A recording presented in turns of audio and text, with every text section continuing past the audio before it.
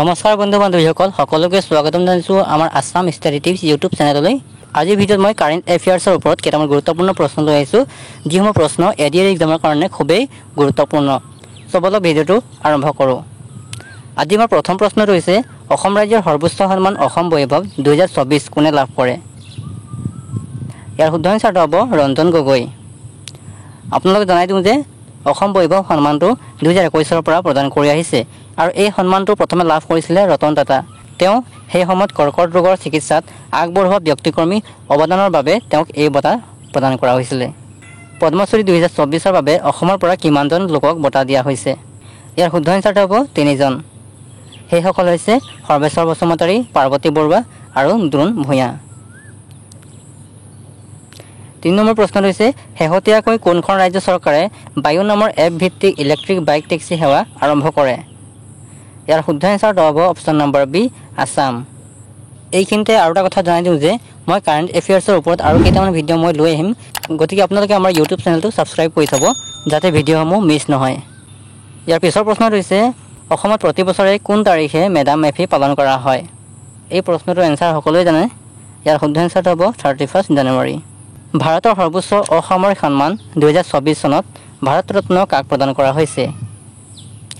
ইয়াৰ শুদ্ধ এনচাৰটো হ'ব option number B LK Advani অৰ্থাৎ লালকৃষ্ণ আদৱানী। ভাৰত ৰত্ন সন্মানটো 1954 চনৰ 2 জানুৱাৰীৰ পৰা প্ৰদান কৰি আহিছে আৰু বৰ্তমানলৈকে এই সন্মানটো 53 গৰাকীক প্ৰদান কৰা হৈছে। অসমৰ চৰকাৰী নিৰ্দেশনাৰ অধীনত প্ৰথমবাৰৰ বাবে কোনটো পৰম্পৰাগত খেলৰ আয়োজন কৰা হৈছে? ইয়াৰ শুদ্ধ এনচাৰটো হ'ব option number A buffalo fight. Nelson Mandela lifetime achievement বঁটা লাভ কৰা প্ৰথম ভাৰতীয় কোন হ'ল? ইয়াৰ শুদ্ধ এনচাৰটো হ'ব option number B Vinod Ganatra. Vinod Ganatra হৈছে এজন ফিল্ম ডাইৰেক্টৰ যিয়ে কিশোৰৰ বাবে চিনেমা বনায়। সেইটো কাৰণে তেওঁক Nelson Mandela lifetime achievement বঁটা প্ৰদান কৰা হৈছে। ডিব্ৰুগড় পৌৰসভা বোৰ্ড কেতিয়া প্ৰতিষ্ঠা কৰা হৈছিল? ইয়াৰ শুদ্ধ এনচাৰটো হ'ব অপশ্যন নম্বৰ বি 1873 চনত 1873 আৰু ইয়াৰ প্ৰথম অধ্যক্ষ আছিল FC হেনৰিক। নিম্নলিখিত কোনগৰাকী ব্যক্তিক 2024 চনৰ শিল্পী বঁটাৰে সন্মানিত কৰা হৈছে? ইয়াৰ শুদ্ধ এনচাৰটো হ'ব option number C Manisha Hazarika আৰু এই বঁটা তেওঁক 17 জানুৱাৰী তাৰিখে প্ৰদান কৰা হৈছিল। অসমৰ ক'ত 125 ফুট দৈৰ্ঘ্যৰ লাচিত বৰফুকনৰ প্ৰতিমূৰ্তি স্থাপন কৰা হৈছে? ইয়াৰ শুদ্ধ এনচাৰটো হ'ব option number B Jorhat. Lachit বৰফুকনৰ প্ৰতিমূৰ্তি উন্মোচন কৰে আমাৰ ভাৰতৰ প্ৰধানমন্ত্ৰী নৰেন্দ্ৰ মোদী। ইয়াৰ লগতে আপোনালোকে আৰু এটা কথা মনত ৰাখিব যে লাচিত বৰফুকনৰ প্ৰতিমূৰ্তি যোৰহাটৰ কোন ঠাইত স্থাপন কৰা হৈছে, তেনেহ'লে আপোনালোকে লিখিব লুংগাপাৰত। 11 নম্বৰ প্ৰশ্নটো হৈছে 2023 বৰ্ষৰ বাবে নিম্নলিখিত কোনগৰাকী ব্যক্তিক চুকাফা বঁটাৰে সন্মানিত কৰা হৈছে? ইয়াৰ শুদ্ধ এনচাৰটো হ'ব অপশ্যন নম্বৰ এ ধীৰেন্দ্ৰনাথ বেজবৰুৱা আৰু এই চুকাফা বঁটা 2005 চনৰ পৰা প্ৰদান কৰি আহিছে আৰু এই সন্মান প্ৰথমে লাভ কৰিছিল নটৱাৰ ঠক্কৰ। ভাৰতে 2025 চনৰ BWF বিশ্ব জুনিয়ৰ চেম্পিয়নশ্বিপ কোন চহৰত আয়োজন কৰিব? ইয়াৰ শুদ্ধ এনচাৰটো হ'ব অপশ্যন নম্বৰ বি গুৱাহাটী। 2022 আৰু 2023 চনত অসমৰ বাবে কিমানগৰাকী ব্যক্তিক সংগীত নাটক অকাডেমী বঁটাৰে সন্মানিত কৰা হৈছে?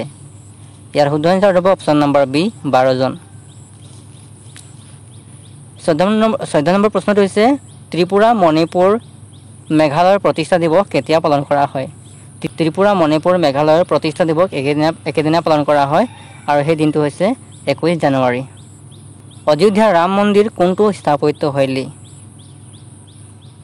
ইয়াৰ শুদ্ধ এনচাৰটো হ'ব অপশ্যন নম্বৰ ডি নাগাৰা। 16 নম্বৰ প্ৰশ্নটো হৈছে অযোধ্যাৰ ৰাম মন্দিৰৰ বাবে ৰামলালাৰ মূৰ্তি কোনে বনাইছে? এই প্ৰশ্নটো এনচাৰ চাগে সকলোৱে জানে। ইয়াৰ শুদ্ধ এনচাৰটো হ'ব অৰুণ যোগীৰাজ। 17 নম্বৰ প্ৰশ্নটো হৈছে অযোধ্যাৰ ৰাম মন্দিৰত কিমানটা মণ্ডপ নিৰ্মাণ কৰা হৈছে?